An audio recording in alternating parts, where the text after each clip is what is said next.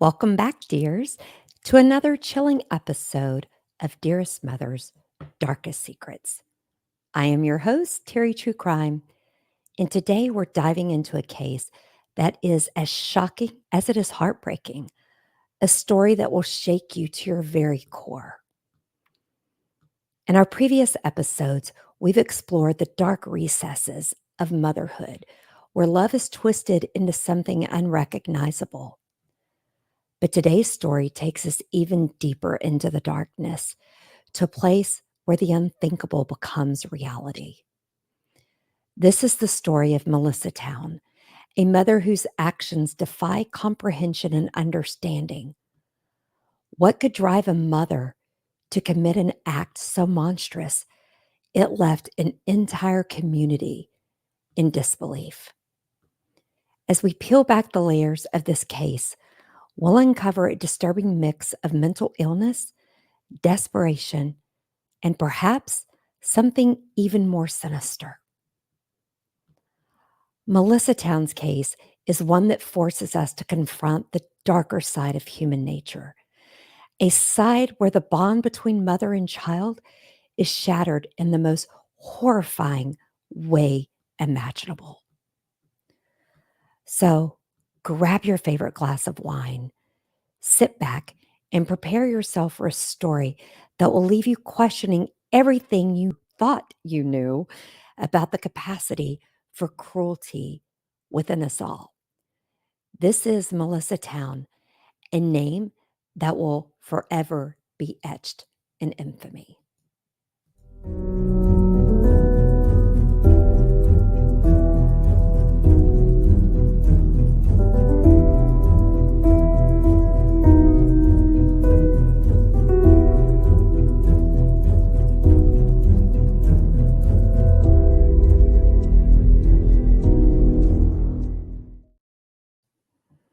On a crisp October day in 2022, the serenity of Spring Creek Park in Tomball, Texas, was shattered by an unthinkable act of violence. Melissa Towne, a mother of five, drove her 5-year-old daughter, Nichole, to the park. What should have been a day of innocent play turned into a nightmarish scene as Melissa led her daughter into the woods, where she committed a crime that shocked the community and left many questioning how a mother could be capable of such an act. Guys, this story is one that really hits close to home, um, and is so tragic that I hope everybody is prepared because it's very dark. Melissa lured Nichole to a secluded area of the park, instructing her to kneel down. As the young girl obeyed, Melissa attempted to end her life by slitting her throat. Nichole, fighting for her life, pleaded with her mother, saying, "I have been good." But Melissa was unmoved by her daughter's cries and responded coldly, telling her to stop fighting it. When the initial attempt failed, Melissa resorted to suffocating Nichole, first by covering her mouth and nose with her hand, and when that didn't work, then placing a trash bag over her head. It is estimated that Nichole's death was a prolonged and agonizing process, taking nearly 30 minutes. Guys, 30 minutes. I want you to stop and think about that. 30 minutes of this precious child laying there, wondering what I did that was so bad that's causing my mom to do this to me. After the brutal act, Melissa drove Nichole's lifeless body to a nearby emergency room, where she told hospital staff that her daughter's body was hurting. No shit, lady. Medical personnel quickly realized the gravity of the situation and notified the authorities. Melissa was taken to the police station, where she confessed to the murder, stating that she had intentionally killed her daughter because she didn't want to deal with her anymore. Guys, I am not shaming a mom for thinking your kids are too much to handle. When I was a single mom, there were days and nights that I didn't want to deal with the boys anymore. So what did I do? I put them in front of a TV, let the TV watch them, and I went and took a bubble bath and either read a book or had a glass of wine and allowed myself to calm down. That isn't something everyone can do, especially when there's mental illness involved. So please remember there is no shame in moms needing time to themselves. Melissa was arrested and charged with capital murder in Harris County. Her bond was set at an astonishing $15 million, reflecting the severity of the crime. Guys, if you have followed any of our shows, especially the podcast or the Chase Lackey um, case that we're following, for them to do 15 million is a big deal in Harris County. Harris County is known for not putting really high bonds in place. So it tells you they were just as shocked by this.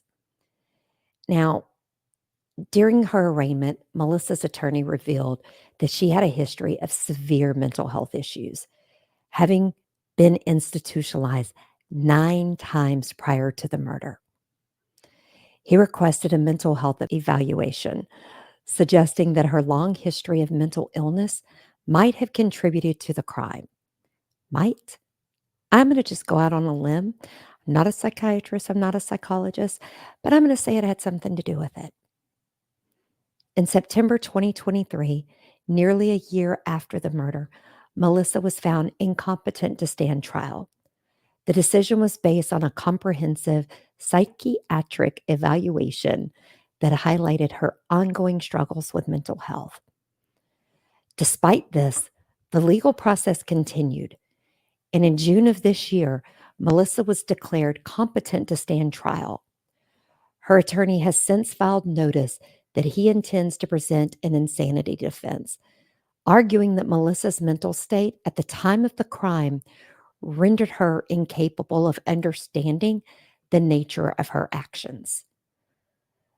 A competency hearing is scheduled where the court will determine if Melissa is fit to proceed with the trial.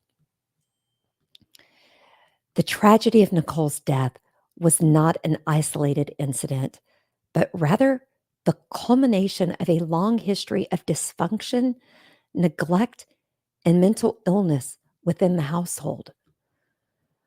Melissa had a documented history with Child Protective Services, also known as CPS, who had investigated her multiple times for neglect and abuse. But despite these investigations, CPS failed to intervene decisively to protect Nichole from the escalating danger she faced at home. Guys, that is horrible. CPS has failed so many times in Harris County. Melissa's other children, ranging in age from 2 to 18, had already been removed from her custody and were living with other family members due to concerns about their safety. The fact, guys, that fact alone should have raised red flags about Nichole's well being, and CPS should have stepped in immediately and done something. Former babysitters and neighbors had reported signs of abuse and neglect to CPS. Nichole, in particular, often expressed fear of returning home, telling her babysitter she did not want to go back to her mother. Guys, we need to listen to children, especially when there's documented abuse in the home. The 5-year-old was still wearing pull-ups, smelled of urine, and was not even registered in school, which are all clear indications of the neglect she suffered. CPS was aware of Melissa's erratic behavior, which included bizarre statements that Nichole was evil and comparisons of her daughter to the fictional character Chucky. Guys, that right there tells me she should have been removed from Melissa's care. Nichole was failed by the CPS system, in my opinion. Neighbors had repeatedly called the police due to Melissa's alarming behavior, including instances where she would have loud arguments with her mailbox. These disturbing comments, coupled with her unstable behavior, painted a picture of a woman spiraling into the depths of mental illness. But despite these disturbing signs and the multiple reports, CPS failed to take adequate action to remove Nichole from an increasingly dangerous environment. The failure of CPS to protect Nichole raises serious questions about the effectiveness of the child welfare system in Texas. And I personally can tell you, I was a CASA advocate in Texas. And one of the reasons I resigned was because I received my first case after going through months and months of training. And I was told I was there to speak on behalf of the child and to always do what was in the best interest of the child. Yet I was told this child needed to go back and live with her father, who had molested her and spent time in prison for molesting her just because her mother passed away. So I can tell you the child welfare system, CPS in Texas, is severely broken. How could a child who is clearly in danger remain in the custody of a mother with a documented history of mental illness and abusive behavior, and she wasn't getting any treatment for this illness? I want to know, why were the reports from neighbors, babysitters, and family members not acted upon with urgency that Nichole deserved? Nichole's tragic death underscores a systematic failure to safeguard the most vulnerable children, highlighting the need for a thorough review and reform of CPS protocols and procedures. Guys, in June of 2018, Melissa was charged with felony assault for causing bodily injury to a public servant and trespassing. In my opinion, these incidents further highlighted her troubled past and raised questions about whether more could have been done to intervene before Nichole was murdered. The community of Tomball was left reeling in the wake of Nichole's death. Neighbors who had long been aware of Melissa's mental health struggles expressed their sorrow and disbelief and anger that Nichole was killed. One neighbor, who chose to remain anonymous, described how the community had tried to help Melissa, stating, "We all knew something was wrong and we wanted good for her baby. We kept her away when we could, and we didn't want anything to happen to her." And said, "I can't imagine anyone doing that to a child at all. And when you find out it's someone you know, and especially a sweet little girl, it breaks your heart." Guys, it does more than break my heart. It makes me furious. The tragic case of Melissa Towne underscores again the complexities of mental illness and the devastating impact it can have on families and the community. As the legal proceedings continue, questions remain about the adequacy of the mental health care system, the role of CPS, and whether more could have been done to prevent such a horrific crime. I personally think CPS should be put up on criminal charges for not protecting Nichole. As Melissa's trial approaches, the court will be faced with the difficult task of determining her mental state at the time of the murder and whether she should be held criminally responsible for her actions.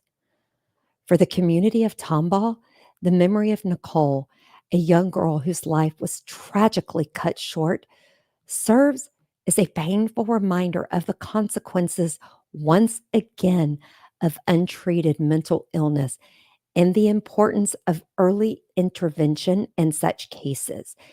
And it is a glaring reminder that CPS has once again failed another child. And guys, that brings us to the end of today's haunting episode.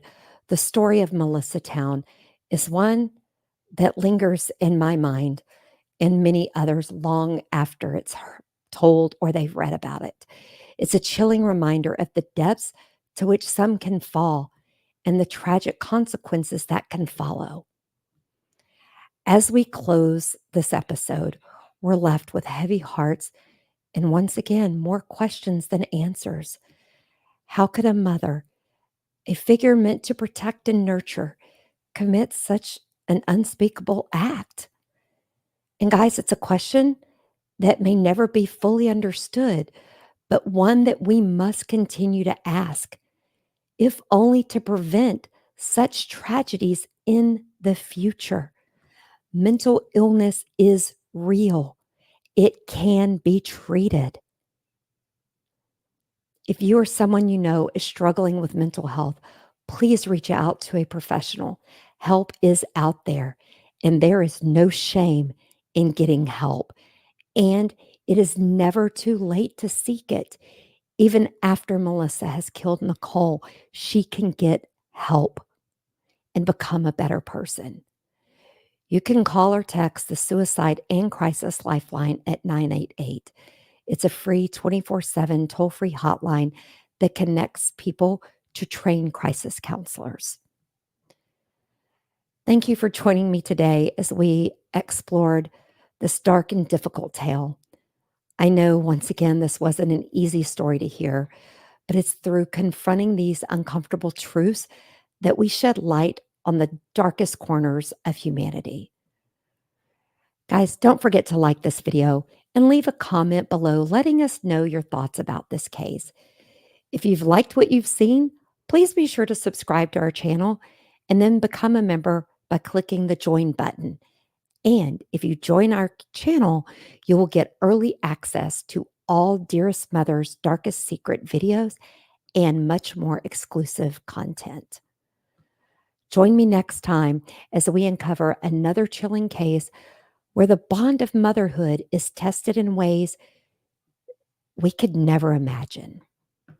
Until then, stay curious and remember, sometimes the darkest secrets are the ones we keep closest.